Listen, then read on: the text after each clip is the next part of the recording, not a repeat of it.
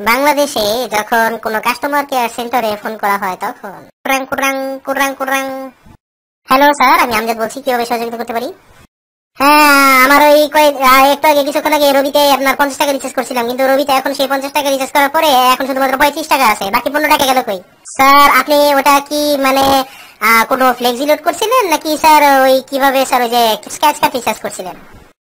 আমি তো সবসময় স্ক্র্যাচ কার্ড রিচার্জ করেই নাম্বার টিপা টিপা মোবাইল রিচার্জ করি, বুঝছেন? এখন আপনি বলেন আমার বাকি 15 টাকা কোন জায়গায় আছে? আচ্ছা স্যার, যেহেতু স্যার আপনি 50 টাকা রিচার্জ করছেন স্ক্র্যাচ কার্ড ঘষা ঘষা, স্যার আমাকে একটু বলতে পারবেন কি আপনি কোনো ইমার্জেন্সি ব্যালেন্স ইউজ করছিলেন কিনা? আর কি মিয়া কি করেন আপনি? হ্যাঁ, আমি তো উল্টা আরো 10 টাকা থাকতেই আমার 50 টাকা স্ক্র্যাচ কার্ডে রিচার্জ করলাম। ওই হিসাবে তো টোটাল 60 টাকা হওয়ার কথা ছিল, কিন্তু সেই জায়গায় আমি পাইতেছি 35 টাকা।